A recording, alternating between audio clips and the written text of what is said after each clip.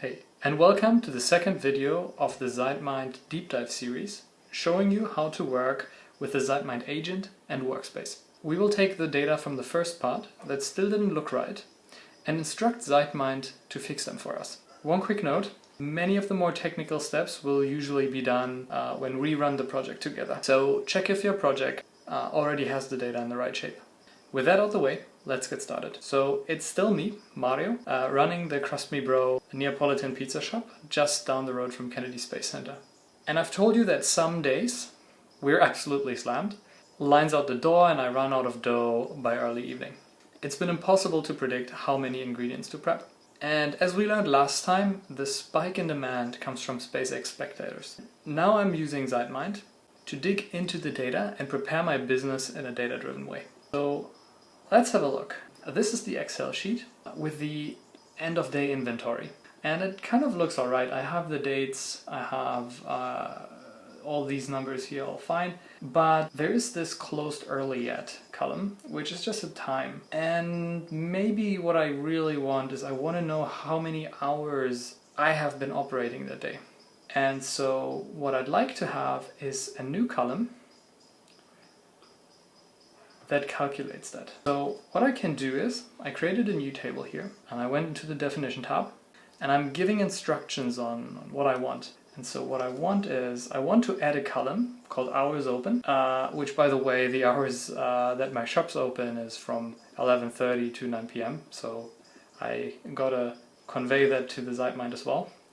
But it should respect the closed early date. So when describing my change, ZeitMind will create a new table for me so I can see what has changed here. And basically what has happened is we got our new column, hours open, and it calculated how many hours I've been operating the day. So 9.5 on a typical day and 8 somewhat something on a day where I had to close the shop early. We also see the query here, which kind of looks a little bit more complicated, but I don't really care because the result looks alright. So I'm going to accept this here. I'm just going to save it. And so usually in Excel I would have to, create a new column and think of some kind of formula that does that for me. And ZeitMind is as simple as describing what I want. Now the second table is this one, the public GraphQL data that we ingested. And this one looks a little bit more complicated. We seem to have all the launches in this weird format and they're all bunched up together in one cell. So let's break those apart. We will create a new table, just as before. Go to definition. And now what we want is take the GraphQL result and put each launch in one row, right? So if we do that, we can see, okay, before it was one cell and now I have many. And let's have a look what they actually say. This looks closer to what I want. I have all the rocket information, the launch site and stuff here. So this is a good first step. Let's just take this and save it. Now this still isn't in the right shape that I want to work with. So what I'm going to do is I'm just going to create another table.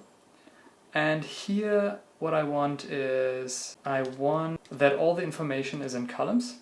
And I'm actually going to copy the very first command that we have in there as well, just so that ZeitMind is aware of all the information that I want to have. So the mission name, the launch date and so on. So now we can see all the information in the table format that we would like. Mission name, the date, the rocket name and so on. So let's accept this and save it. Perfect. So the reason we are doing all of this is because whenever we have new data in, let's say, our Excel sheet or in any of the other databases or in the GraphQL database, all the data preparation steps should be repeated, and I don't want to do that manually every time. By describing it in this graph, I basically automate these tables. And I can do the same with any Excel reporting that I do, right? Like every day or every month. But also everything that we've seen so far is quite manual and detailed. And this is on purpose here, because in the real world, even small details can make a big difference. And that's where our users want full transparency and control. But ZeitMind isn't just a tool, it's an autonomous data engineer. So while it can handle those high-touch moments, it's also built to take care of the rest on its own. So in the next video, you will see ZeitMind do just that.